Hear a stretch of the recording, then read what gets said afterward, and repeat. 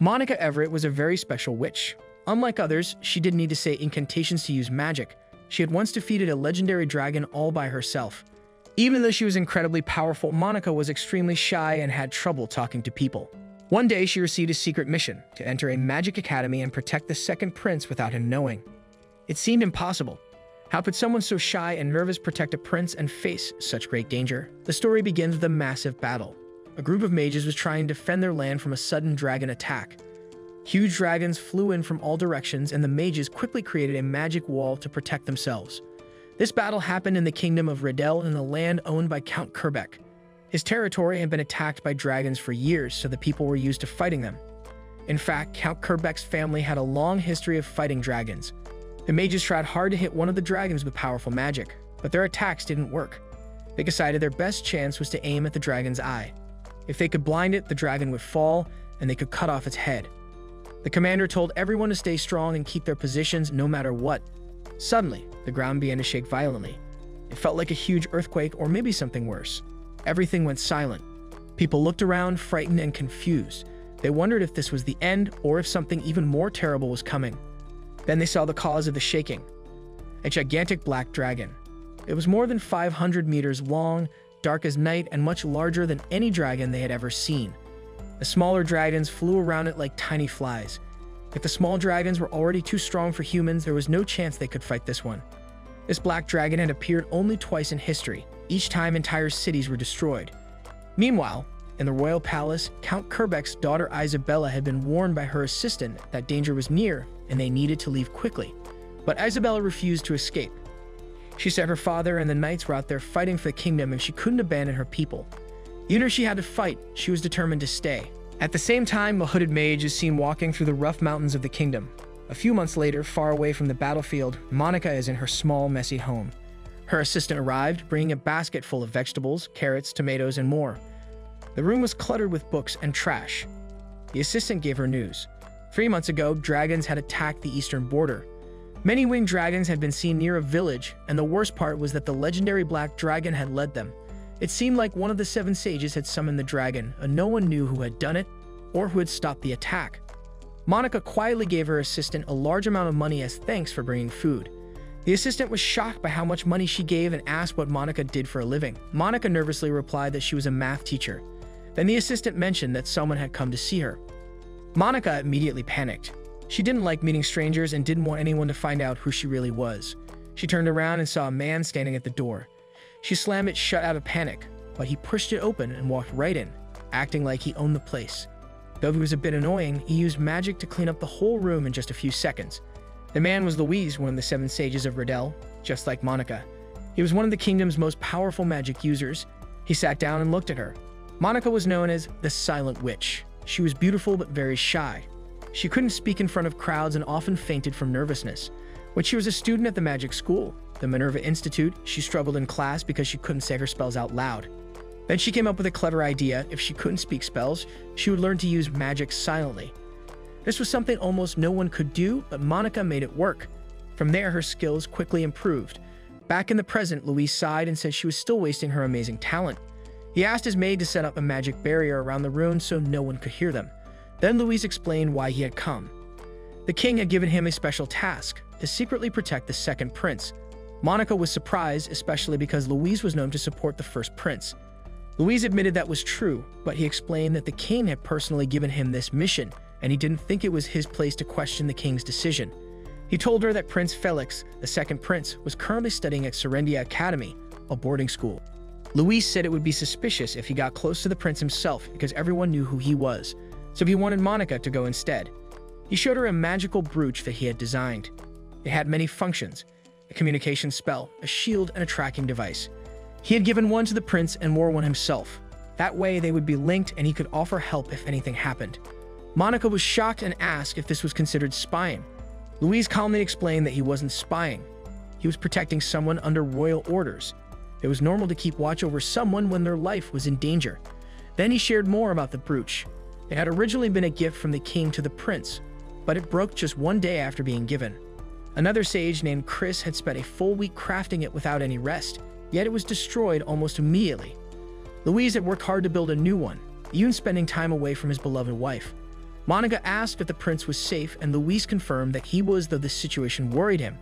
After learning that the brooch had broken by accident, Luis had rushed to the academy himself.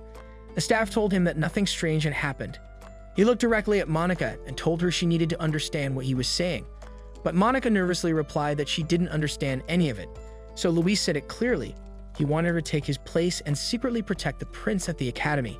Monica's eyes widened in fear. She said she couldn't do it, but Luis explained that she was ideal for the mission.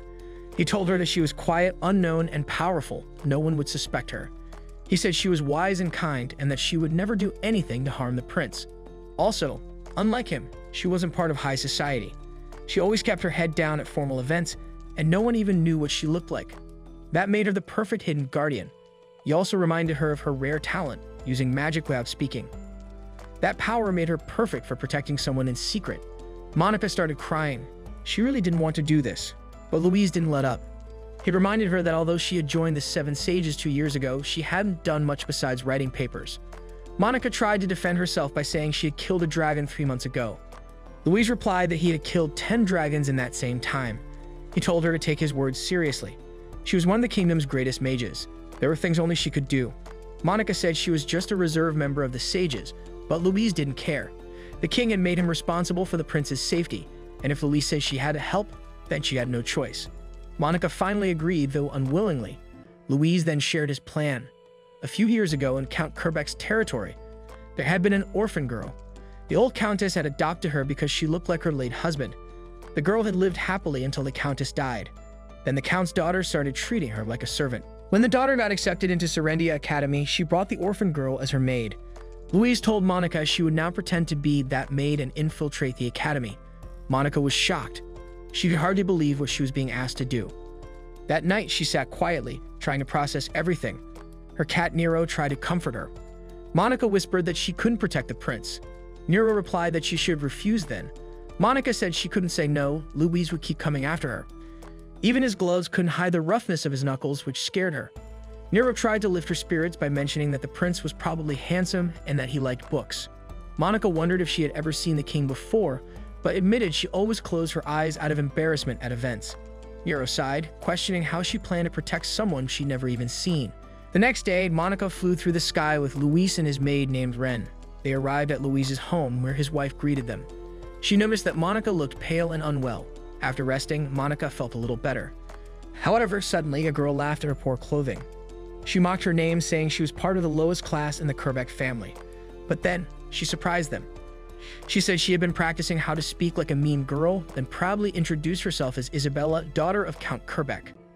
She thanked Monica for slaying the Black Dragon on behalf of her father and the villagers. Isabella remembered when the Black Dragon had attacked. They had been heading straight for the palace when a young boy rushed in to announce that a mage from the capital had defeated it. That mage had been Monica, the silent sorceress. She had defeated the dragon alone and vanished without a word. However, shortly after the Black Dragon was defeated, green dragons came to the city seeking revenge. One large dragon even landed on the palace roof. Just as it attacked, Monica cast a spell and defeated it with a single strike. Then she silently removed the dragon corpses with wind magic and disappeared once again. In the present, Isabella smiled. She said Monica had defeated not just the Black Dragon, but all the other dragons too, and all on her own. Now that Monica was going undercover at the academy, Isabella promised to act mean to her in public so no one would suspect the truth. All Monica had to do was focus on protecting the prince. The next day, Monica had a dream. In it, her father gave her a measuring tape. She smiled brightly and began measuring everything in their house from tables to windows. She felt proud and excited, like her father's little helper. But the dream ended and she woke up inside a carriage. The soft rocking reminded her of where she really was. She was on her way to Serendia Academy to begin her secret mission. It was an important job, and even though she was nervous, she knew she had no choice but to do her best. At the academy, Isabella was not happy. She was told that she would have to share a room with Monica. A staff member apologized, thinking Monica might be related to Isabella. But earlier that day, Monica had actually told the academy that she didn't want to share a room with anyone. She believed she couldn't live in such a situation because it made her uncomfortable. Isabella, hearing this, smiled and whispered that she would solve the problem in her own way, like a proper noble lady. Later, Isabella made a big scene in front of the staff.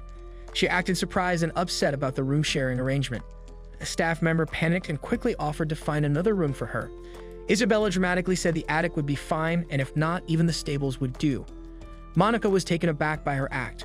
When the staff left, Isabella gave Monica a quick wink, revealing it was all just a performance to help her. Meanwhile, in the student council meeting room, trouble was brewing. Aaron, the treasurer, was being investigated for changing the financial records over 30 times.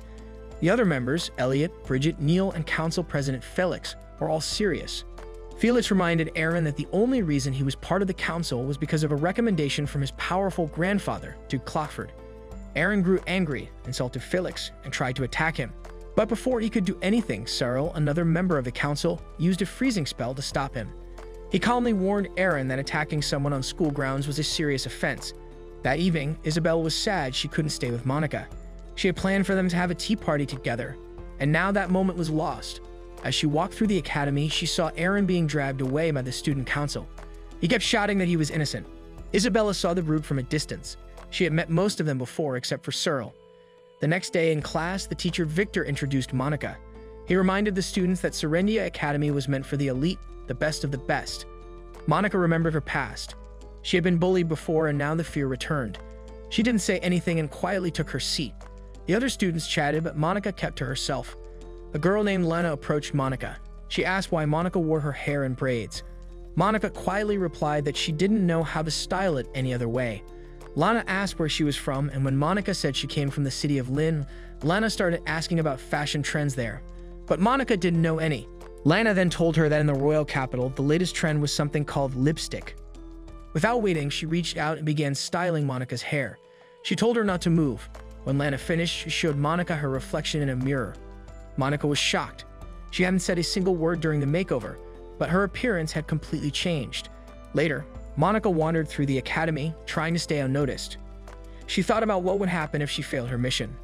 Lewis, her superior, had warned her not to make mistakes. She had to try harder. She found a quiet spot and checked her lunch, a small portion of food. Just then, she bumped into someone. It was Prince Felix. Monica quickly tried to turn around, but Elliot suddenly appeared. He grabbed her arm and accused her of being a spy. She dropped her meal and, in the confusion, fell to the ground. Felix told Elliot to let her go. After learning that she was a new student, Felix kindly picked up her food, handed it back to her, and called her a shy little squirrel. While Monica was trying to thank Felix, something suddenly fell toward them from above. But Monica quickly used her magic to protect them. Elliot ran off to check what had happened. Felix then turned to Monica to ask if she was okay. However, Monica collapsed and passed out. When she woke up, Selma, a girl from the health committee, was by her side. She said Monica could return to her dorm after calming down. Back in her room, Monica lay on her bed, exhausted. Her talking cat Nero asked how her day went. Monica felt like everything had gone wrong. She almost cried. Nero told her not to give up and even suggested using mind control magic. But Monica refused. She believed the kind of magic was too dangerous and unfair to use on others. Monica felt guilty. Everyone had been kind to her, but she couldn't even properly thank them. Nero offered to help. He turned into a human to show he could be useful, but Monica screamed and ran away, startled by his transformation. Just then, they noticed a strange man hanging around the dorm area. Nero guessed that this person might be targeting the prince. Monica was shocked. She told Nero she had already met Prince Felix. That night, Monica dreamed about her father and the research he used to do. She asked if his research had been finished when he completed some formulas. But her father had only completed a small part. The research was huge and not many people found it useful, which surprised Monica because he had worked so hard. After waking up, Monica washed her face and looked at herself in the mirror. She realized she had never really cared for her hair before. She asked Nero what he didn't think was useless. Nero thought she was getting philosophical and proudly said he knew the word philosophy, asking her to praise him. He added that enjoying pointless things made life better since life is full of meaningless moments anyway. He quoted a writer named Dustin Gunther who wrote something similar in a novel. But Monica had been fighting hard just to survive, so she couldn't understand how to enjoy meaningless things. Then she remembered something her father said, the greater the challenge, the greater the joy. She realized she needed to challenge herself more, so she went to class and tried to talk to Lana. Lana was surprised to see Monica's new look and asked what happened. Monica said she had tried to fix her hair like Lana did the day before but couldn't do it right. She thanked Lana for helping her yesterday, but Lana said she didn't want anything in return like a headband. Monica then asked Lana to teach her how to do her hair properly. Lana laughed and Monica felt embarrassed but happy when Lana told her to sit down so she could help. Lana explained that the comb she used came from Ambiel and was decorated with tiny gemstones. But then she stopped and said her stories were boring and always sounded like rich girl talk. Monica admitted her own stories were boring too because they were all about numbers. Lana laughed and said that was strange but fun, and Monica laughed with her. When Monica saw her new hairstyle in the mirror, she was amazed. The way the braid was placed and the angle made a huge difference. Her hair looked beautiful, but Lana told her it wasn't about numbers, it was about feeling. Just then, Elliot entered the classroom. Everyone was shocked except Monica, who became very nervous and tried to hide. Elliot found her hiding and teased her, calling her a shy little squirrel. Monica told him she was human and felt very embarrassed. Elliot told her to be quiet and follow him. He brought her to the student council office, where Felix apologized for calling her over so suddenly. He introduced himself as the president of the student council. Monica remembered Lewis once told her this wasn't a good way to meet people. She thanked Felix, which surprised him. He said he didn't think he had done anything worth thanking. She told him it was for picking up her food and giving it back to her, but he told her not to worry about it. Then she asked him why he had been sneaking around the dorm last night. Elliot was surprised. This was the first time he had heard about it. Monica explained that she had seen someone from her window who looked like him, but the person had a hood and she couldn't see his face. Felix argued that a lot of people had the same body shape, but Monica quickly grabbed some chalk and started writing on the board. She explained that the person in the hood had the golden ratio. She was good at estimating sizes and measurements just by looking, and she described the person's body with exact details. She said his head had a width-to-height ratio of 1 to 1.618, a ratio many people believe is the most beautiful. Even though the person was wearing clothes, Monica said she could tell where his navel was by the length of his legs. She also claimed that both Felix and the hooded person had the same upper to lower body proportions that matched the golden ratio. After talking so much, Monica suddenly realized she might have said too much and looked embarrassed. But Felix calmly confirmed that all her measurements were correct. As expected, she really was just a harmless little squirrel. Felix said that if Monica were really an assassin, she wouldn't have done nothing when they were alone or talked so openly like that. Monica brought up the flower pot incident, suggesting maybe it just fell by accident. Felix explained that Aaron had been locked in the dorm and would be expelled soon. There had also been another incident where a wooden board almost fell on Felix. Aaron hinted that he had helped, so they set a trap in the backyard to catch the real culprit. That's when Monica realized they suspected her of being the assassin. Elliot even asked her to confess, but Monica wasn't the one responsible. Elliot then asked her to help find the real attacker, and she had no choice but to accept. Afterwards, Monica cried while hugging Nero, her talking cat. Nero commented that it was a big problem. She was being mistaken for an assassin when she was supposed to be Felix's bodyguard. Monica sat on the floor, crying, wishing she could return to her quiet mountain hut. She called herself a useless recluse. Nero, her small magical companion, agreed she was a bit hopeless, but gently patted her with his paws to comfort her. While cuddling her, he reminded her that she still needed to find out who was targeting the prince. As she looked at the broken flower pot from before, a thought struck her. Whoever threw it must have been on the top floor. Heading toward the stairs, Monica overheard some girls teasing Selma, saying that Aaron might be leaving school because of a sudden illness. Selma had been devoted to him, but now it seemed their engagement was going to be called off. Monica watched silently, but Lana spotted her and quickly pulled her away, pushing through the group of girls. Lana politely asked if they could pass, but one girl, Caroline Simmons, sneered at them. She claimed Lana should have greeted her first because her family was more prestigious. Lana calmly asked her to move again, this time making a sly joke comparing Caroline's large figure to a cow that couldn't move out of the way. Enraged, Caroline shoved Lana, who accidentally bumped into Monica, causing her to fall backward down the stairs. Time seemed as slow as Monica fell. She thought about using magic to stop herself, but worried it would draw attention. She noticed the slope of the stairs and got an idea. If she used a protective barrier to flatten the steps, she could slide down instead of crash. She activated the spell and zoomed down, screaming all the way, until she crashed into someone. It was Cyril. He asked if she was okay, and though she kept apologizing, he gently checked her forehead and noted it was a bit red. Monica was surprised he wasn't angry. His cold fingertips made her wonder if he was unknowingly releasing mana. Just then, Lana came running down, worried about Monica. When Cyril asked what happened, Caroline lied and said Lana had pushed Monica as a joke. Lana argued back, explaining that Caroline had shoved her, but Caroline mocked her, calling her nouveau riche and expecting Cyril to take her side. Monica looked at Cyril nervously, realizing this was how the aristocratic world worked. If someone powerful said you were in the wrong, that became the truth, no matter what actually happened. Trembling, Monica spoke up. She said she had simply slipped and no one was to blame. Lana tried to say more, but Monica ran off before she could. She rushed to the music room where a girl was playing piano. The girl told her to come back later, but Monica said she'd left something on the balcony. Outside, she found 3 flower pots and 1 empty one. Standing on the empty pot, she looked over the edge and confirmed this was where the thrown flower pot had come from. Her gloves were now dirty, which made her sad. She only had one pair. But suddenly, something clicked. She asked the girl if she had a key to the music room. The girl said she needed to submit a request at the faculty room. Monica thanked her and left. Meanwhile, in the student council office, Elliot was complaining to Felix. He said Monica wasn't even close to being an aristocrat, but admitted she was better suited to investigate than they were. Felix didn't want Duke Clockford to get involved even if people called him the Duke's lapdog. He wanted to prove he could handle this on his own. Just then, Monica entered, saying she knew who the real culprit was. Elsewhere, Selma was being teased again by girls pretending to be her friends. Even though they made her feel small, Selma told herself that as long as she had friends, she wasn't Selma who had nothing. Later, she was summoned to the student council office. Felix explained that Monica had identified her as the one behind the recent attacks. Monica began to explain how she figured it out, excitedly talking about the speed and angle of the flower pot's fall. Felix stopped her from rambling and asked her to just share the important details. Monica said the flower pot had been dropped from the 4th floor and she had checked who used the music room at that time. Before she could finish, Selma interrupted, nervously claiming she had only gone up there to water the plants.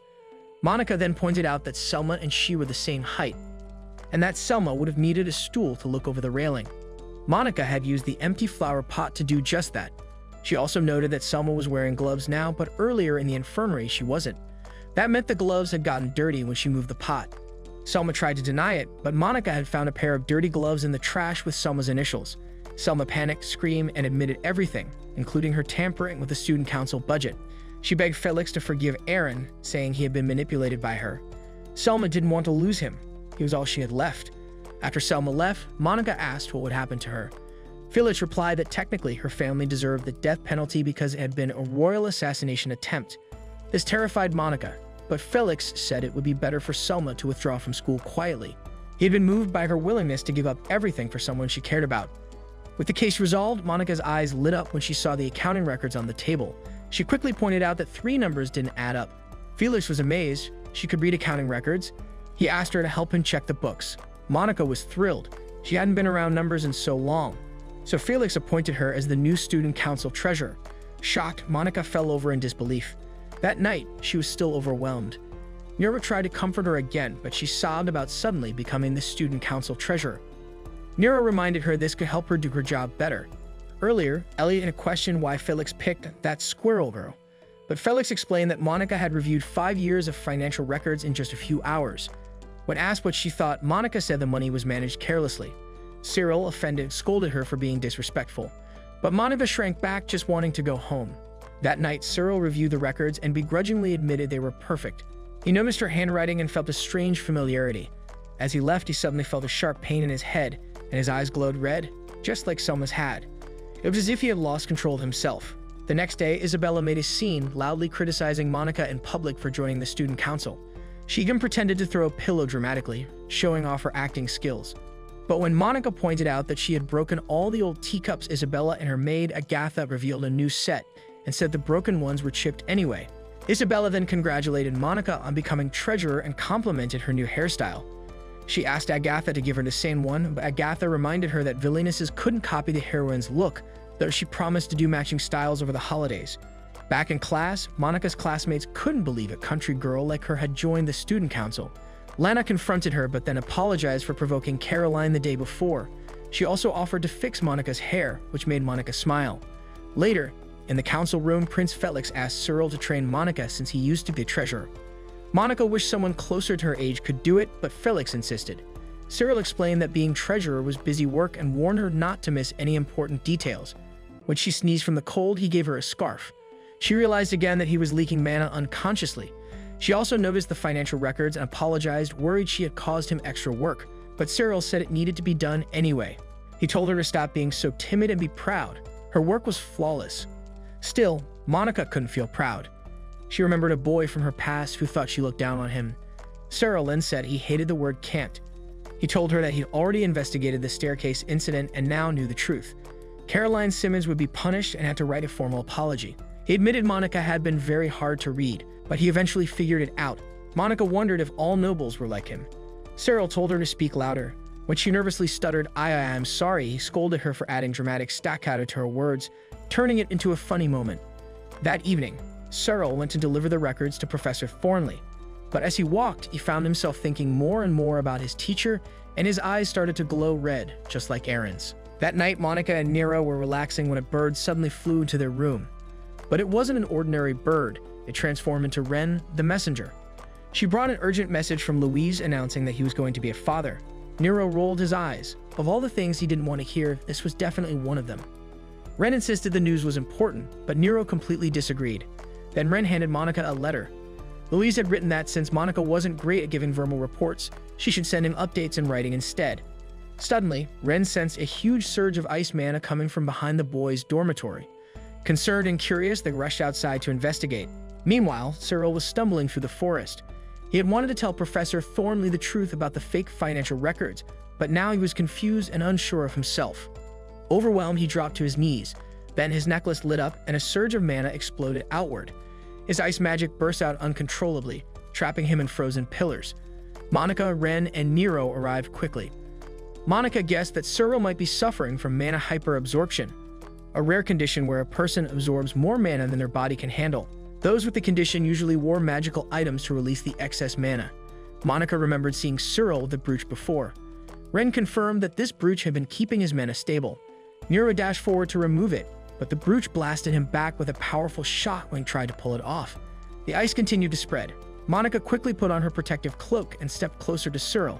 He resisted, saying he couldn't give up the brooch because it had been entrusted to him by his father.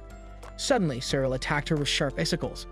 Monica stayed calm and countered the attack with fire magic, all while shielding him with a protective barrier. As the ice grew stronger and surrounded his entire body, Cyril became lost in his thoughts. He remembered how his foster father had been the only one who ever accepted him. Just when it seemed like he would be completely frozen, Monica released a powerful wave of fire, breaking the ice and freeing him. When Cyril looked at Monica, he saw a flash of his mother's face. He remembered how she had never accepted him. His real father, a noble from the Marquis family, had been cruel and abusive to his commoner wife. After his father's death from drinking, Cyril had worked hard to help his mother. He felt proud when the House of Hightown adopted him, but his mother didn't seem happy about it. He believed that becoming a noble would finally make her proud. He made up his mind to keep working hard, for both her and his foster father. Cyril woke up to find Monica examining his brooch. Angrily, he demanded she give it back. Monica calmly placed it on his chest, and he fainted again. Ren praised Monica for handling the situation well. Monica had explained that she had added a protective formula to the brooch. Cyril's condition was dangerous, but if handled correctly, it could actually become useful for a mage. She asked Nero to keep an eye on him. Then she left with Ren, saying that this didn't seem like a simple case of mana overload. It felt more like mind manipulation, similar to what had happened with Aaron and Selma. They went straight to Professor Thornley's office. Before he could scold her for being out late, Monica quickly interrupted him and asked what he planned to do with the documents in his hands. She told him not to bother editing them as she had already memorized every detail. She explained that the Student Council's financial records had been messy for a long time, but 5 years ago, the embezzlement became harder to detect. The same year, Thornley became the Student Council advisor. Suddenly, the professor grabbed her arm and said that magical research needed funding. He began chanting a mind control spell to erase her memories. But Monica wasn't afraid. She pointed out that his spell was sloppy and easy to break. She then countered with a spell of her own, rewriting his magic formula in real time, something he had believed to be impossible. Glowing butterflies appeared around him, each one carrying a different formula. Before he knew it, the professor was trapped in her spell. For the next 24 hours, he would be stuck in a dream world of her creation. Inside the dream, Thornley wandered the school halls, thinking about how he needed to return the edited documents. He considered brainwashing the student council president too. But then a pig appeared and started eating the papers. More pigs arrived. Soon, he was surrounded. The pigs began singing a silly song about counting piggies while burying him under a pile of documents. Outside the dream, Professor Thornley was foaming at the mouth. Monica panicked, realizing that using mind magic on others was illegal. Ren quickly took charge, telling her not to worry. Louise would likely interrogate, or possibly torture, the professor and handle the rest. By the next day, the school was buzzing with gossip. Rumors spread that Professor Thornley had been arrested for using dark magic. Lana told Monica that one of the 7 sages was responsible for catching him. Monica froze, realizing how serious the situation was. Lana continued, saying the person who had arrested the professor was none other than Louise Miller. She began naming the 7 sages, the Barrier Mage, the Starseer Witch, the Witch of Thorns, and the Artillery Mage, but Monica cut her off by showing off her braided hairstyle instead. Meanwhile, Felix received a message from his water spirit familiar, Wildianu, who had checked on Cyril and reported that someone had carried him back to the dorm. Wildianu remained suspicious of Monica, since they still didn't know who she really was. Felix explained that he had left the student council keys out in the open as a test to see if Monica would take them, but she didn't. He wondered if she might be an agent from Duke Clotford or even a royal guard sent by the king. Jokingly, he said maybe she was an assassin. Wildianu didn't laugh. Felix reminded the spirit that his life only mattered until the next king was chosen, so he just wanted to enjoy things while he still could. In the student council office, Monica had fallen asleep from using too much mana. Cyril entered quietly and watched her for a moment. He noticed the feather in her hand and saw how small her hands were, the same hands that had helped him earlier. Then Felix walked in. Cyril panicked and quickly shook Monica awake to avoid any misunderstanding. Monica smiled sleepily when she saw that Cyril wasn't cold anymore. Felix gently fed her while she was still half asleep. Somehow, she managed to eat while dreaming. In her dream, Monica was writing a letter to Louise. She mumbled a congratulation on his wife's pregnancy, which made it sound like she was referring to Cyril. Felix joked, asking whose baby it was and saying that someone better take responsibility. Cyril turned bright red, flustered, and confused. Later, Louise received Monica's letter. She congratulated him and mentioned that she had become the student council treasurer.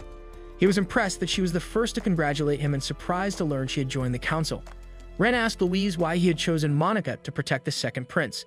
Louise avoided the question and instead asked what she thought of him. Ren commented that it seemed like he was taking out his frustration on Monica, especially after the prince had ruined the magic barrier he had worked on all night. When asked for her honest opinion, Ren admitted she had heard Louise was a troubled man who liked picking on weak people. Louise corrected her, saying he preferred picking on the strong. It was more fun. Ren guessed that Monica believed she became one of the 7 sages only because she had no other choice. Louise agreed and remembered her interview, where she had gotten so nervous that she hyperventilated, passed out, and her eyes rolled back. Still, he believed she was a true monster, in a good way. When Ren asked if Monica was stronger than him, Louise only smiled and replied that it was hard to say. He knew the king was watching Prince Felix closely. The prince was popular with nobles and backed by the powerful Duke Clotford. Everyone saw him as the next king. But to Louise, Felix was still a mystery, someone too clever to defeat with tricks. That's why Louise enjoyed challenging him. Ren fully believed now that her master was a troubled man who liked bullying the strong. Back in the student council office, Elliot complained about having to clean up after Thornley's mess. Cyril reminded him that with their trust broken, they had to stay alert. Felix asked Monica to greet the leaders of the school clubs on his behalf. Monica froze, thinking it was an impossible task. Cyril offered to go with her. Everyone was surprised, but he said Monica deserved to be introduced as the new treasurer. Monica nervously forced herself to speak, saying she would do her best. And so she and Cyril went off to greet the club leaders. A few days later, the peace of the town was suddenly shattered by screams. Chaos spread quickly as people ran in fear. A monster had appeared, an earth dragon. Monica immediately used her magic to identify the creature. Nero groaned in frustration, complaining that he had only come for food and didn't want to deal with a dragon. Just then, Glenn Dudley rushed forward and hurled a fireball at the beast. The attack hit, but it had no effect. As Glenn soared into the air, Nero asked why he wasn't striking from above. Monica had explained that casting 2 spells at the same time was very difficult. Because she could manage it, Nero assumed all mages could do the same. While Glenn focused on chanting again, Monica used her own magic. His spell filled the area with smoke, giving her cover to launch a hidden attack that finished the dragon off. The city knights quickly gathered around Glenn, praising him for defeating the monster. Monica stayed quiet, watching as the crit went to him. With the fight over, she told Nero to move his heavy head off hers. But the cat boy only rubbed his head against hers more, purring as he asked for chicken as a reward. Before Monica could wonder if any shops were still open, vendors were already shouting that business had resumed. Humans, Nero thought, were surprisingly quick to recover. Monica, however, couldn't shake her doubts about herself. Nero tilted her head up and pointed out that she no longer seemed afraid of his human form. Monica hesitated, then admitted softly that maybe she had grown a little tougher. Meanwhile, in the teacher's office, Lindsay Pale was overwhelmed after being asked to take over Professor Thornley's class. Relief came when William Mackergan, known as the Waterbite Mage, was introduced as the new fundamental magecraft teacher. William was an honorary professor at Minerva, the top mage academy. Even the Silent Witch and the Barrier Mage had studied under him before joining the 7 Sages. Despite his fame, William sighed, saying being an honorary professor had been nothing but dull. Over in the student council office, Glenn asked Monica if she had already chosen her elective classes. She hadn't. Elliot then asked if she could play an instrument, since music was considered a noble art. Monica admitted she had no skill in that area either. Cyril, on the other hand, had been placed in the Advanced Practical Magecraft class, which he considered a noble pursuit. He and Elliot exchanged sharp looks, clearly disapproving of each other's views. Out of nowhere, Felix mentioned Cyril's lovely singing voice, leaving him flustered. He explained that he had often overheard Cyril singing in the archive room and asked if he could hear him sing properly one day. Embarrassed, Cyril quickly excused himself to fetch some papers. Felix then turned to Elliot, praising his violin playing and suggesting he and Cyril perform together sometime. Since Monica still hadn't chosen her electives, Felix recommended Magecraft. Unsure what to say, she remembered Louise's advice to simply respond that she would think about it in uncertain moments. When Felix offered to show her the class, she replied with that very phrase. Taking it as agreement, Felix said he would fetch her the next day, and so the following morning Monica walked quietly beside him. She asked if he also practiced Magecraft, but Felix admitted he had no talent for it. Soon after, they encountered Neil and Glenn. Glenn looked delighted to meet the prince, and Monica recognized him as the one who had defeated the Earth Dragon. He introduced himself as a new transfer student and Neil's classmate. When Monica introduced herself, Glenn shook her hand so hard it startled her. He then offered them roasted chestnuts from the nearby town. Felix casually mentioned that an Earth Dragon had appeared there but had been slain by a passing mage. Glenn flinched but quickly acted as though he knew nothing. He then asked Monica which elective she had chosen, and Felix answered for her, saying he was taking her to Magecraft class. Since Glenn and Neil were headed there too, they all walked together. As they reached the classroom, Monica told herself to stay calm, hoping no one would recognize her. But when the door opened and she saw Professor Macragan, all her courage nearly collapsed. Luckily, his poor eyesight made it unlikely he would notice her. Felix introduced them as 3 new students, and the professor simply told them to sit anywhere. Class began with Macragan's lecture. He explained that a mage's most important trait was their mana. A normal level was around 50, but reaching over 100 was considered remarkable. Those with 150 or higher could even qualify to join the 7 sages. Monica's anxiety grew worse when Macragan brought up the Silent Witch. Listening to him praise her achievements made her squirm. He even handed out the formulas she had created, ordering students to memorize them for the next exam. Macragan continued, explaining that someone gifted in mana manipulation could still use Magecraft even without deep knowledge of formulas. Then he demonstrated the mana measuring device. Placing his hand on it, a crystal glowed blue with a reading of 160, showing his water affinity. Now it was the student's turn. Glenn's eyes lit up with ambition. If his mana was high enough, this could be his first step toward becoming one of the 7 sages. However, Monica remembered the last time she measured her power. It was 202, and she was still growing. While the other students lined up to measure theirs, Monica hid by the side. Just as she was about to slip away, Professor Macragan noticed her. He felt that she looked familiar. Before he could approach her, the device suddenly cracked under Glenn's overwhelming mana. Macragan groaned about the costs of repairing it, and in the commotion, Monica quietly slipped away. At a safe distance, she recalled the reading. Glenn's mana level was over 250. Even among the 7 sages, only 2 people had ever reached such a level. Suddenly, someone shouted, "I lost." Curious, Monica went to see what was happening and found students gathered around a chessboard. She had no idea what the game was. Elliot appeared behind her, making her jump. Noticing her confusion, he grabbed her arm and pulled her closer to watch. When Monica asked how someone could win, Elliot laughed and explained that the goal was to capture the king. He said chess was like war and nobles learned it to study strategy. But when Monica began discussing real war tactics, the other students stared at her in shock. To her, the game seemed simple. Elliot, feeling confident, decided to play without his queen and let Monica go first. When she asked if he was sure, he noticed she had already realized the advantage of the first move. The match began. The other students crowded around to watch. Soon, Elliot grew nervous. Monica was pressing him hard. He saw a chance to win using the castling technique, something he hadn't taught her yet. When he made the move, Monica immediately realized she couldn't win. She admitted defeat. Just then, a huge man approached their table and asked Monica's name. Terrified, she stammered until Elliot calmly said it for her. The man handed her a letter urging her to attend class. Back in her room, Monica sat stunned. Nero patted her hand with his soft paws, trying to comfort her. She couldn't possibly attend the Magecraft class. It was taught by Macragan. Crying, she asked Nero what she should do. He only offered his little paws to soothe her. The next day, Monica replayed her chess moves in her head. She had actually enjoyed the game. Elliot came over and interrupted her thoughts by asking Cyril about a strange drawing. Cyril explained it was supposed to be a bull and a wheel, the crest of a merchant, but it looked nothing like it. He told Elliot he was trying to copy the Abbott Company's symbol. Looking at it, Monica saw how far off it was. Monica then quietly sketched the actual Abbott Company crest. Seeing her drawing, Elliot asked Monica to come with him to meet the merchants. As they left, Cyril watched and Bridget teased him for being overprotective. Outside, Elliot felt uneasy and regretted using the castling move during the chess game, thinking it was disgraceful for a noble. When he tried to mention it, Monica suddenly said that the crest was different. The one displayed nearby had 10 axles instead of 12.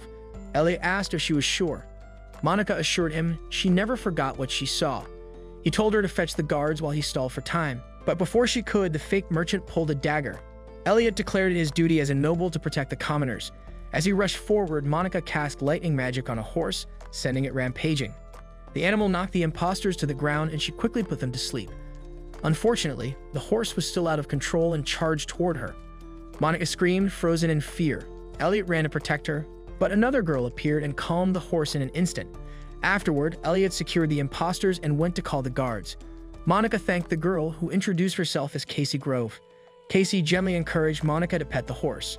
While stroking its mane, Monica apologized for hurting it earlier. When Monica spoke too formally, Casey laughed and told her to be casual. Casey explained that back in her hometown, she often loaded animals onto wagons, just like an old man Sam's pig song. She doubted Monica knew it, but Monica surprised her by humming the rhythm. Suddenly, Casey pulled her toward a wagon, pointing to the golden sunset overhead. She asked if Monica would like to take horse riding lessons together. Monica hesitated, worried about her poor coordination, but Casey assured her that beginners were welcome. Jokingly, she said she'd be his second teacher if Monica joined now. Encouraged, Monica admitted she wanted to try. Casey gladly agreed to teach her. Later, back in her room, Monica had fallen asleep at her desk. Nero noticed the papers nearby. She had signed up for chess and horse riding as her elective lessons. In her office, Lindsay sat nervously, worried about the students. Anyone accepted into the academy should at least know how to dance, she thought. But clearly, that wasn't the case. On the practice floor, Glenn twirled Monica so fast that she begged him to stop. By the time he finally let go, she was already rolling across the ground, too dizzy to stand. Neil frowned, saying they needed to figure things out before the retest. Casey stepped in with a practical idea. They would switch partners until everyone learned the steps. She paired herself with Glenn, while Neil took Monica's hand and began guiding her through the dance. A little later, Lana appeared, offering to play the piano for them. When Glenn asked Monica if she was friends with Lana, Monica admitted it without even realizing what she had said. As practice went on, Neil privately told Felix that Monica's chance of passing the retest would depend entirely on how much they practice. Cyril, overhearing, muttered that if Neil was speaking this frantically, the situation must be a complete disaster. Despite their doubts, Felix remained confident. He gently lifted Monica's chin and told her he'd expected her to succeed. Nervous and flustered, she started calculating the dance tempo in her head, only for Cyril to sigh and remind her to stop thinking so much and just move her body. That night, Nero was helping in his own way. Massaging Monica's back with his paws, he explained that he had read about dancing in books and assumed it was some kind of contest to see who could step on their partner's feet the most. Monica tried to explain otherwise, but he only looked more confused. Felix's encouragement made Monica think of her father. He had lived his life trying to meet the expectations of others, searching for cures to human illness. But in the end, he was accused of heresy and burned at the stake. Monica, who had inherited her father's love of research, discovered enchanted magecraft by chasing after those expectations. Yet she wished no one expected anything from her at all. She longed to return to the peace of her mountain hut, surrounded by nothing but numbers. Still, she couldn't ignore the friends she had made. Thinking of them gave her the sudden determination to practice dancing more seriously. Nero transformed into his human form and offered to partner with her. Monica doubted he could dance, but to her surprise, he moved with effortless skill. She, on the other hand, kept stepping on his feet and kicking him. The next day, Lindsay announced group assignments for the upcoming tea party, a compulsory lesson like ballroom dancing. Isabel was thrilled and immediately promised to help Monica succeed. She explained that tea parties were about personal taste. There was no wrong choice as long as no two people served the same kind. Isabel asked Monica to investigate what the others in her group planned to bring. Monica learned that Lana and Casey were with her, but she didn't recognize the fourth member. Isabel promised to prepare the perfect tea for Monica and even gave her lessons on how a proper noble lady should behave, though Monica doubted she could act that way. Later, Casey joined Monica. She suggested that since most students had servants prepare their tea, they should instead brew their own together. She also placed name tags on their tea so no one would mix them up. When the bell rang, Casey urged them to hurry before Claudia, the forgotten fourth member. Casey described her as a genius nicknamed the Walking Library. At the table, Claudia sat stiffly and greeted them with a robotic, "Enjoy your tea." She wasn't anything like the villainous noblewoman Isabel had described. When Lana tried to make small talk, Claudia cut her off with sharp remarks, criticizing her tea as too strong for a proper start. She claimed such tea might suit noble ladies, but here it was inappropriate, almost insulting. Lana grew frustrated and snapped back, but Claudia only smirked, asking if she was really worth wasting breath on. Turning to Monica, she suddenly mentioned the silent witch. Claudia praised her as a wise person who knew the value of silence. Monica panicked inside. If only Claudia knew the truth. She told herself she was just an introverted loner, not some great sage. When Claudia noted that Monica's name resembled the silent witches, she asked if Monica stayed silent because she refused to waste words on fools. Thinking Claudia had discovered her identity, Monica scurried off to make her tea. But when she reached the counter, she found her tea leaves had been thrown away. Casey walked in and quickly noticed. When Monica admitted she had no spares, Casey offered to share her own, insisting it was fine if they presented the same kind. What mattered most was enjoying the tea together. Still, Monica fled, unable to accept the idea. A little later, she returned wobbling with a tray, not of tea, but of coffee. Since she was serving last, she reasoned the strong taste wouldn't matter. Casey and Lana loved it, especially after Monica had explained she brewed it with her special pot to avoid bitterness. Claudia, however, coldly argued that serving anything other than tea at a tea party was improper. Monica ignored her, explaining she only wanted to share something she loved with her friends. Lana, touched by her sincerity, teared up and drank her cup of coffee in one gulp. With that, the tea party ended. Monica had passed, though she still had to face the dreaded dance retest. When the day came, Monica froze at the sight of Felix and Cyril waiting inside the practice hall. Felix reassured her that he wouldn't burden her with impossible expectations. Cyril, however, muttered that Felix hadn't invited him and that he had come simply to keep an eye on her. To break the tension, Cyril stepped forward, bowed dramatically, and offered his hand. "May I have this dance, my lady?" he said with uncharacteristic grace. Monica, blushing, allowed him to lead. To her surprise, she somehow knew where to step. This wasn't the awkward Cyril she was used to, but the precise rhythm of his body reassured her it was still him. Afterward, Cyril yelled at Glenn, telling him this was how a man should lead in ballroom dance. Felix chuckled and encouraged Glenn to learn from Cyril. Then, with a confident smile, he invited Monica to dance. She fumbled nervously, so Felix smoothly caught her by the waist. As they moved together, he told her not to overthink the steps, but simply talk with him. Looking into her eyes, he noticed the faint tint of green like sunlight filtering through a forest canopy. Monica spoke about the hair comb Lana had chosen for her, and Felix was enchanted by her happiness. She, on the other hand, was distracted by his emerald brooch, wondering if it could serve as a reflective barrier. By the time she finished her calculations, the dance was already over. Casey clapped, praising Monica for truly dancing in the second half. But Monica admitted she hadn't realized she was dancing at all. Her mind had been elsewhere. When Felix asked if she found conversation with him unnecessary, she grew flustered and claimed his brooch had helped her dance well. Cyril scolded her to properly thank the prince, but Felix only laughed. Monica's classmates were thrilled when she passed her exams. To celebrate, they grilled meat together on the school grounds. While everyone was laughing and enjoying the food, Prince Felix suddenly appeared. He reminded them that they weren't allowed to grill without permission. Just when Monica thought the fun was over, Felix surprised them all by joining in. The students were shocked. None of them expected a prince to sit down and eat with them. Later, Ren came to Monica with a gift from Louise. It was a reward for capturing Thornley. Monica wanted to thank him properly, so she decided to write a letter. Ren also revealed something new. Louise's barrier around the academy was strong against outside threats, but weak against dangers that came from within. That explained why intruders could slip through. Monica guessed that Louise must have hidden the barrier's formula somewhere inside the school. According to Ren, Louise himself had said the barrier was full of traps and even dared Monica to try rewriting it. On her way to the student council room, Monica suddenly noticed Claudia standing nearby, staring at her. It wasn't the first time. It seemed they had been bumping into each other a lot lately. Nervous, Monica tried to walk past quickly, but before she could reach her destination, she ran into Caroline and her group of friends. Caroline greeted her politely and invited her to a tea party. Monica hesitated but reminded herself that she was part of the student council. She should be able to handle something like this.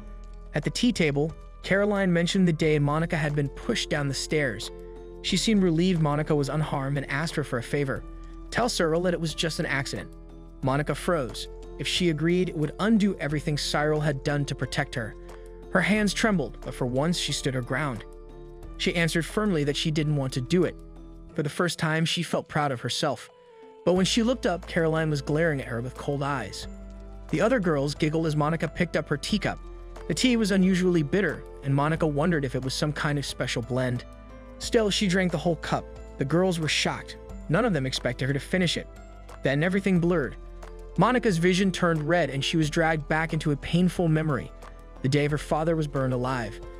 She saw the angry townspeople calling him a heretic and watched his books burn in the flames. She tried desperately to remember the numbers her father had left behind, wanting to protect some piece of his life. While she clung to these memories, her drunken uncle cursed her father for ruining his business. Back in the present, Monica collapsed on the ground. Students gathered in panic. Claudia rushed forward, confronted Caroline, and found the poison hidden in her pockets. Caroline stammered that it was only eye drops, but Claudia wasn't fooled. She forced Monica to vomit and shouted for someone to call the medical office and the student council. Through the haze, Monica felt a warm hand holding hers. For a moment, she thought it was her father. But when she opened her eyes, she saw Felix and Cyril beside her. Ashamed, she bowed her head and apologized for causing trouble. Felix gently asked her to look at him, but guilt weighed too heavily. As a council member, she felt she had failed. Cyril didn't let her blame herself. He picked her up, tucked her into bed, and warned that he would tie her down if she tried to leave. Claudia arrived soon after and casually called Cyril Big Brother, which annoyed him. Felix thanked her for saving Monica, but Claudia only gave a blunt reply that irritated Cyril even more. She refused to act friendly like him. Claudia teased Cyril for worrying so much about Monica, which made him flustered. Once the boys left, Claudia stayed behind. She told Monica she was lucky to survive the poison but kept calling her a little kid. Monica asked her to stop, but Claudia insisted she didn't want Monica seeing her as a savior. Monica assumed Claudia hated her, but Claudia calmly said she neither liked nor hated her. Confused, Monica wondered why Claudia had been following her. Was it because she had discovered her secret identity? Claudia leaned in close and said, "You seduced my fiancé." Monica panicked, thinking she meant Felix. She quickly tried to deny it, but before she could explain further, Glenn and Neil walked in. Glenn asked if they knew each other, and Claudia suddenly declared they were friends. Neil praised Claudia for her treatment methods, which made her smile. Then, out of nowhere, she announced that she was Neil's fiancé. Neil quickly explained that it was only an arranged engagement and that he didn't think he was a good match. Claudia ignored his protests and turned to Monica, asking if they looked like a cute couple. Her sharp stare made it clear Monica had better agree. Just then, Casey burst into the room, confused by the tense atmosphere. Watching all this, Felix remembered his own past pain. He admitted to Cyril that it was harder for him to watch. Cyril explained that Caroline and her friends were waiting to be questioned, and Isabella also wanted to talk to Caroline herself. Caroline and her group were restless and scared, but Caroline tried to stay calm, believing her father would protect her from the consequences. When Felix entered, Caroline couldn't meet his eyes. But when she finally looked up and saw him smiling, she believed he was on her side. Felix asked her directly why she tried to poison Monica. Caroline quickly claimed it was just a prank, insisting the eye drops were harmless and often used to perk people up. Cyril pointed out, however, that Claudia had said they were actually used for eye surgery. Caroline insisted she didn't know and begged Felix to believe her. Felix pressed further, asking if she had done it to embarrass Monica. Caroline fell silent, unable to answer. Then Isabella entered the room. Caroline thought she would support her, since Isabella had always disliked Monica. But instead, Isabella shocked everyone by apologizing on behalf of her family, the House of Count Kerbeck. She even offered tea, which Agatha served. Isabella suddenly pulled out a small vial, claiming it was a beauty enhancer. Without hesitation, she dropped some into the teas. Caroline froze, horrified by the act. Her friends turned to her, clearly expecting her to intervene. She believed Isabella had to be bluffing, but as she took a sip, Caroline quickly spat it all out, saying it was poison. Unbothered, Isabella simply poured in more of the liquid and drank the cup clean. She then smirked, pointing out that it was harmless and merely used for beauty. While Monica's manners might be lacking, Isabella mocked Caroline for being far worse, especially in front of Prince Felix. Her expression hardened as Isabella declared she would report the poisoning to her father since it directly concerned her family. This threat wasn't empty. The Kerbeck family's soldiers were the only ones capable of fending off dragon raids in the Eastern Territories. If ties between the Kerbeck and Caroline families broke, Caroline's domain might not survive until reinforcements arrived from the capital. The weight of these words struck Caroline with icy dread. She broke into a cold sweat, realizing her reckless actions could spell disaster for her homeland. Isabella drove the point further, ordering her to warn every girl in the dormitory. This is what happens when you cross the House of Kerbeck. The room fell silent, no one daring to speak as Isabella swept out with authority. But in truth, Isabella wasn't only making an example of Caroline. She had resolved to protect Monica from further harm, remembering the kindness she once received from the Silent Witch. She instructed Agatha to set up an extra bed so Monica could stay under her care. Thus, Monica spent a full week recovering in Isabella's quarters. Surrounded by safety and attention, she regained her strength, though her mind remained unsettled. When she finally returned to her attic room, she was surprised to find Ren waiting patiently for her. Seeing him, Monica immediately apologized and explained everything that had happened. Ren listened quietly, then frowned, wondering aloud why someone like the Silent Witch had nearly been killed by poison. Monica had no answer for him. Deep down, she asked herself the same question. That morning, Monica was still shaken after nearly being killed by poison. Ren tried to lighten her mood, handing over a bundle of letters that had arrived while she'd been away. When Monica opened them, she quickly recognized the handwriting. They were from Lana. She smiled, touched that her friend had written so much. She placed the letters safely in her drawer, happy just knowing she was cared for. Later, Monica went out with Casey and Lana to a restaurant. She thought it would be a simple outing, but then Claudia appeared, striding in like she belonged at their table. Claudia didn't even ask, she just announced she was joining. Monica had no choice but to accept. Claudia reminded her that she was Monica's lifesaver, so that meant they were friends whether Monica liked it or not. When the food arrived, Monica noticed it was delicious. Casey dug right in, eating her grilled fish with her hands. Claudia looked at her with disdain, saying only commoners ate like that. But Casey wasn't flustered. She simply explained that in her hometown, everyone ate that way. Then she changed the subject, asking what Claudia planned to see at the school festival. Claudia's cold answer was that she wouldn't bother. She'd stay in her room until the ball. Since Neil was too busy to spend time with her, there was no point in attending. Lana tried to spark some interest. She reminded them that the school play was the highlight of the festival, and she was in charge of the costumes. There would even be fireworks this year. She invited Monica and Casey to watch it with her, hoping Claudia would get curious. But Claudia remained unmoved. Casey then pulled out a piece of embroidery she'd made for the charity bazaar. It was beautiful, and when the others admired it, she offered to make something for them too. Monica hesitated, saying Casey was already teaching her horseback riding. But Casey brushed it off, insisting this was just a little favor. On their way out of the restaurant, Cyril approached Monica. He said the student council needed help moving materials. Claudia immediately criticized him for being careless, especially when she heard Neil and Bridget would be working together.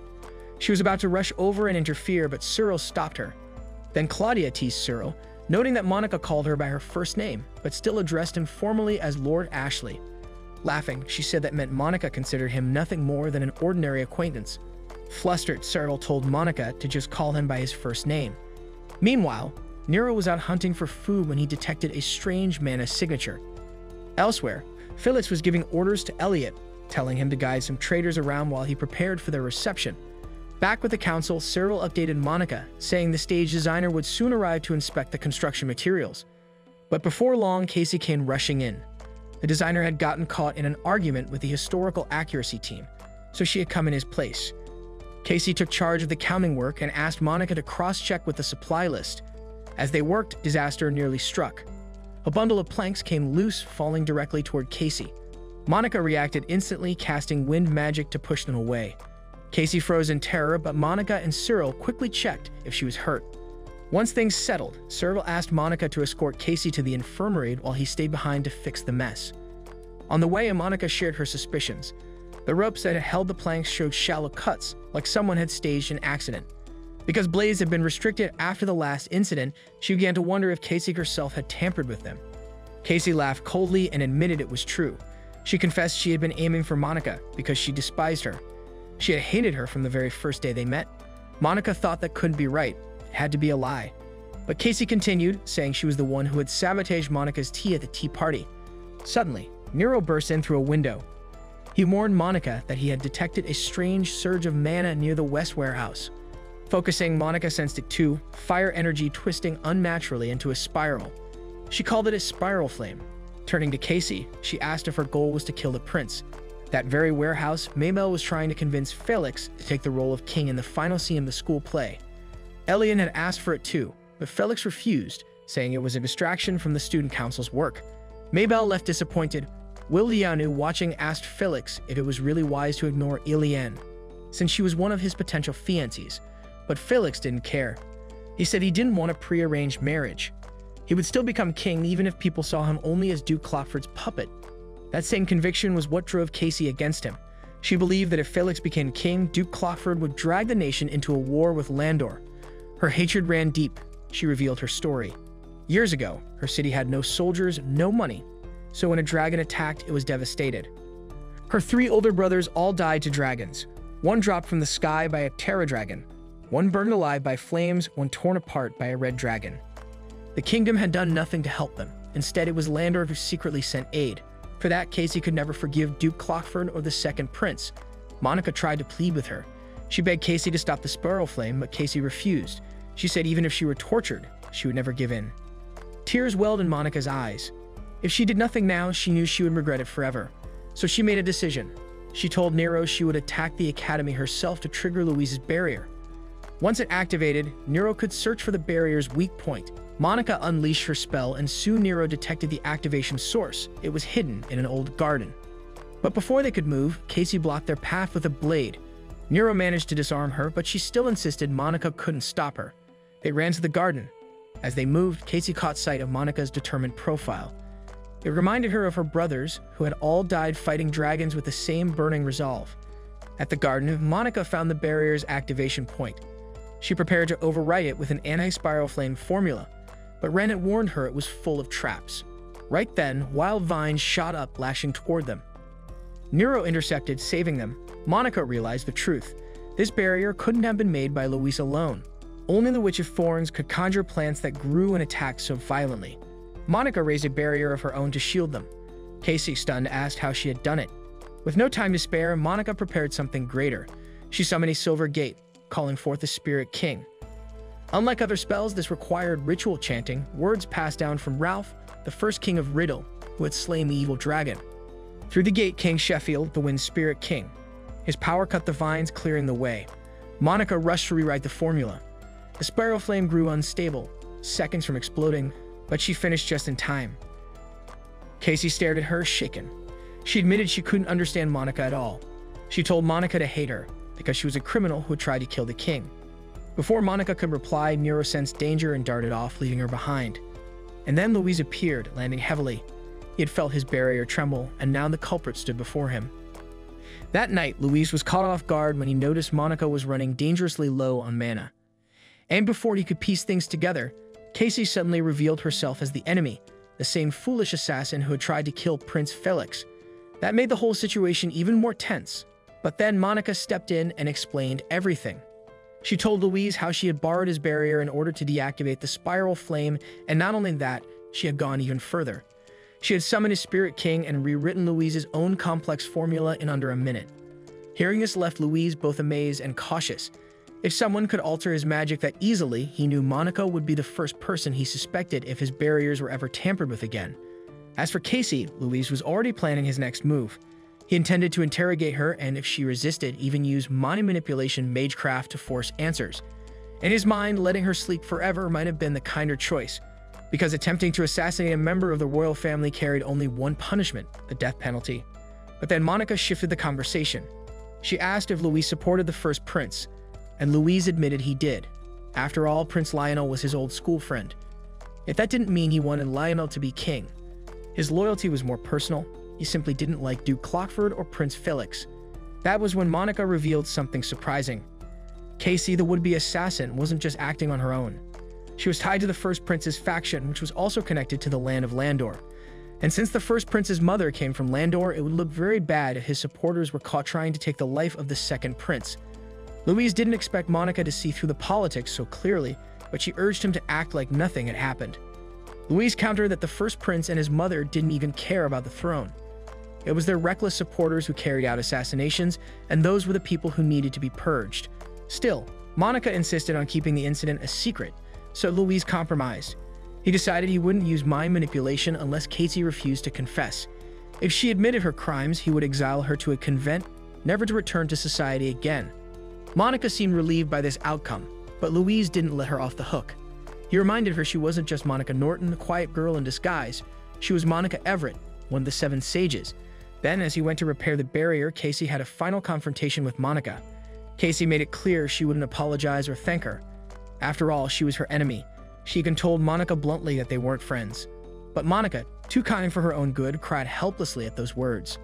Casey demanded that Monica learn to hate her, or at least forget her, but Monica refused, her tears flowing even harder. And then as Casey was taken away, she softened. She apologized for never taking Monica horse riding or teaching her embroidery, small promises left unfulfilled. Monica could only watch sadly as Casey bid her farewell. Louise, watching all this, advised Monica to control her emotions better. Then, in his own gruff way, he stuffed a handkerchief into her face. It happened to be the one his wife had given him for his birthday, so he demanded Monica wash and iron it before returning it. Meanwhile, elsewhere in the palace, Willianu was informing Prince Felix about the Spirit King that had been summoned. Felix quickly headed to the garden, where the barrier was still set up. Since the barrier hadn't triggered, he assumed there hadn't been a true emergency. But then he overheard Louise muttering that it was the silent witch who had summoned the Spirit King. Hearing this stunned Felix. He wanted to see that magecraft for himself and finally meet the silent witch face to face. The thought that she had been so close all this time thrilled him. To him, Lady Everett was someone special. His passion for her went back to the day he saw her defeat an entire herd of terror dragons. 3 days passed, and during that time, Isabella grew restless. Sick and stuck in her room, she wanted nothing more than to see Monica. But Agatha, acting like the strict caretaker she was, refused to let her out. Isabella complained bitterly, desperate to leave her bed, but Agatha forced her back down with a thermometer in her mouth, proving she still had a fever. No matter how much she begged, Isabella remained confined. Meanwhile, Monica herself wandered the halls looking gloomy. Lana spotted her and asked what was wrong. Monica admitted she felt lonely with Casey gone and regretted not saying anything before she left. Lana, ever practical, suggested they could send a letter, but Monica was too buried in sadness to respond. So Lana switched the subject. She asked what Monica planned to wear to the upcoming ball after the school festival. Monica, in her usual way, said she would just wear her uniform. But Lana laughed and offered one of her own dresses instead. Monica felt guilty for not being able to return the kindness, but Lana reassured her. You did need a reason to be kind to a friend. Hearing this eased Monica's heart just a little. But when it came time for horse riding practice, Monica struggled again. Nervous and unsteady, she fell off as soon as the lesson began. She desperately wanted to improve, to someday show Casey she had learned. And then, unexpectedly, Prince Felix appeared. Surprised to see her there, Felix guided her with patience. He adjusted her posture and taught her how to fix her gaze. Monica realized riding was a lot like ballroom dancing. Keeping her back straight changed everything. Felix then asked why she chose activities like chess and horse riding. And Monica, quietly but honestly, admitted it was because she wanted to tell a friend she could do those things. Since entering the academy, so many people had supported her. And Monica wondered what she could ever do to repay them. Remembering Lana's words, she thought that maybe one day she too would be strong enough to say, "You don't need a reason to be kind." Later, she had a chess match with Elliot. He admitted he had felt guilty during their last game because he hadn't told her about the castling move. He called it shameful, but Monica didn't mind at all. For her, the game was about learning, not winning. As they played, Elliot's mind wandered back to his younger days with Felix. Back then, Felix had been weak, unable to wield a sword, clumsy at ballroom dancing, hopeless at studying. Yet he was destined to lead others. The only one who seemed dignified was the servant who taught him horse riding. Elliot remembered scolding Felix for crying too much, but Felix never changed. One day, he even challenged Felix to climb a tree to get a book stuck in the branches. But Felix fell, injuring himself badly, bleeding far too much.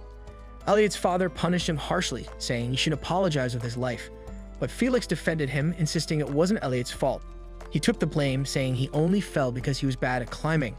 Later, Elliot confronted Felix, demanding to know why he would protect him like that. Felix just smiled and said it was simply the truth. He was bad at climbing. Elliot realized then that Felix wasn't weak. He was simply kind. And so Elliot promised to teach him how to climb properly once he recovered. That memory helped Elliot understand why Felix always interfered with Monica. He saw in her the same vulnerability, and he couldn't help but step in. In the council room, Bridget reminded Cyril that their professor wanted him to sort out the earlier incident before the end of the day. When Monica returned, Cyril handed her a pile of documents to review, catching her up on what she had missed. Yet Monica's health was slipping. Whether it was anemia or exhaustion from low mana, she hadn't been sleeping well. She staggered as she walked and unconsciously leaned against Cyril's back. Realizing what she'd done, she quickly apologized.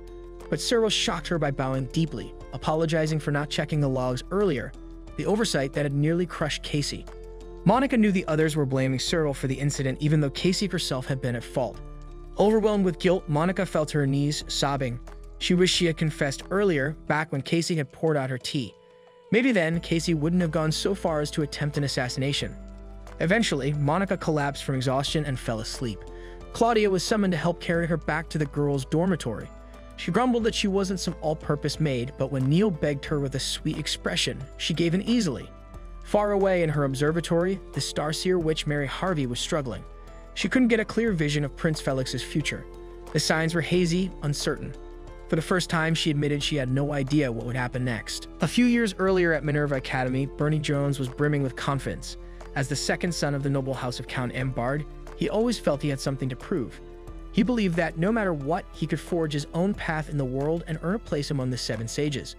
Convinced of his unmatched skill in practical magecraft, he thought nothing could stand in his way.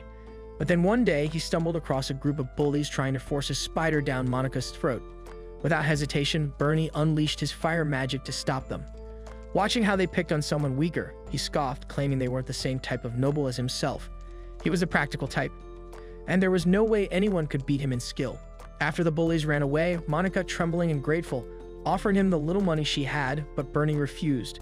He was a noble of the Ambard line. After all, there was no way he would accept it.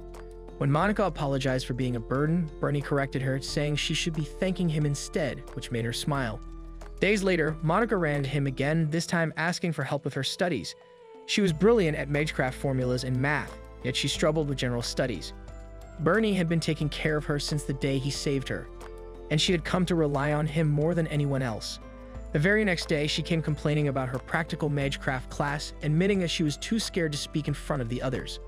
Bernie suggested she try quick chanting, but she argued that was only for experts, not someone like her. Yet he had faith that she could master it in no time. Fast forward to the present, and Monica had been selected alongside Elliot as a representative for the chess tournament. It was a tremendous honor, yet her memories of similar experiences weren't exactly happy ones. 2 years ago, Monica had belonged to Professor Rutherford's lab at Minerva's mage training institution. One day, Rutherford had ordered her to join the Seven Sages selection meeting, leaving her completely flustered. She tried to hide behind the curtains, hoping to avoid the ordeal, but Rutherford insisted, practically tossing her into the meeting even while she was still wrapped up. During the interview, Monica had panicked and fainted, but despite that, she was chosen as one of the Seven Sages. There were two people she immediately wanted to tell: her foster mother and her one true friend, Bernie. She hadn't seen him in a while, and she wondered if he would praise her when she shared the news. Back at the present, at the student council office, Monica intended to take her work back to the dorm and finish it. But with the chess tournament coming up, Cyril advised her to focus solely on chess, so as not to disgrace His Highness. Felix, having participated in the tournament the previous year, offered his support, explaining that everyone had helped him with student council duties last year, so now he wanted to help her in return. Later, Monica and Elliot met their third teammate, the eccentric Benjamin Morting, who rambled on about how chess was like music. He compared Elliot's style to a military march while likening Monica's to an orchestral suite. In other words, he believed Monica should be the team captain, but she was too nervous to accept. She insisted she was still an amateur, yet Benjamin maintained that the best player should lead, quoting his family motto, "Even if you lie to debt collectors and your lover, never lie to music or chess." Despite Benjamin's reasoning, Elliot decided to remain captain, noting the high expectations for the team after their last year's crushing victory. Reflecting on the previous year, the team had consisted of Felix and Neil from the student council. Neil's style was aggressive, attacking opponents' weak spots in a highly improvisational way, while Felix's style mirrored Monica's, using every tactic at his disposal to checkmate the king. Afterwards, Monica found herself thinking about facing Felix when Lana interrupted, asking if she wanted to go shopping. Monica declined, and Claudia assumed it was because of the chess tournament. Hearing this, Lana insisted she would come cheer Monica on. She also revealed that Claudia had been part of last year's winning team, which made Monica even more nervous. The competition, she realized, would include 3 major prestigious schools, the university and Minerva among them. As this sank in, Monica's fork slipped to the ground, her hands trembling as her mind flashed back to Bernie, and tears began to form. Seeing her reaction, Claudia inferred that Monica had a troubled history with someone from one of the schools. Lana then invited Monica to her room on the morning of the tournament. Flashing back to Minerva, Monica had been ecstatic to tell Bernie that she had become one of the 7 sages, but he seemed skeptical. He doubted her sincerity and accused her of always knowing unchanted magecraft, despite him taking the time to teach her quick chanting. Monica tried to explain that she had pushed herself because of his teachings and that he was important to her, but he interrupted, saying he could barely even call her a friend. Bernie accused her of taking pleasure in looking down on him, mockingly calling her Miss Seven Sage. Monica broke down in tears, but Bernie dismissed it as pathetic and unworthy of someone of her rank. Before leaving, he coldly advised her to shove herself away in a lonely mountain hut. These memories still haunted her, even in sleep. That night, Monica was suddenly greeted by Ren, who was dressed in a school uniform. Shortly after, Nero appeared, also in uniform. Due to a recent terrorist act, Ren had been ordered to assist with Monica's protection mission. She referenced a scene from a novel where the heroine was harassed but saved by her secret love, and she promised Monica they would reenact such a scenario if trouble arose. Monica cautioned that their adult appearances in uniform could draw unwanted attention, but Ren remained undeterred. Later in Lana's room, she began transforming Monica's look, putting her in a tight corset and adjusting her hair and makeup to hide her identity from anyone she didn't want to see. Lana even added glasses that completely changed Monica's aura. At the student council office, Elliot commented that the glasses made Monica look like a second-year, upper division student. She explained she simply wanted to appear skilled at chess. They then went to greet the guests from the university and Minerva. Monica froze when she saw Bernie Jones representing Minerva. Felix introduced his team, and Monica did her best to keep her composure while shaking Bernie's hand. Even in the bathroom afterward, her hands trembled as she tried to maintain posture, hoping Bernie wouldn't recognize her. Exiting the bathroom, she accidentally bumped into him. Despite everything, she was overjoyed to see him again. Bernie asked if she had been at Serendia Academy for a while and quickly became impatient with her silence. Monica sensed his anger and felt compelled to apologize and ask for forgiveness. Just then, Nero and Ren intervened, declaring, "Don't lay a hand on my woman." Ren, commenting that love triangles were elegant but quadrangles excessive, essentially told Bernie to back off. After Bernie left, Monica was confused by their uniforms. Monica listened as Ren proudly explained that their outfits served as the perfect disguise. Monica wanted to thank them, but instead pleaded for them to return to their true forms, a cat and a bird. Later that day, during the chess tournament, Monica's opponent was visibly sweating. Nobody could believe what they were seeing, especially the head of the university, who was stunned when he discovered that Monica had only started playing chess 2 weeks earlier. Her opponent, Robert, wasn't just any student, he was their best player. But even he couldn't keep up with her. With one sharp, deliberate move, Monica checkmated him, ending the match instantly. At the post-match banquet, Monica was surrounded by admiration and praise from nearly everyone. Only Elliot seemed unimpressed. He looked slightly offended, as though realizing that Monica might have been holding back against him during their previous games.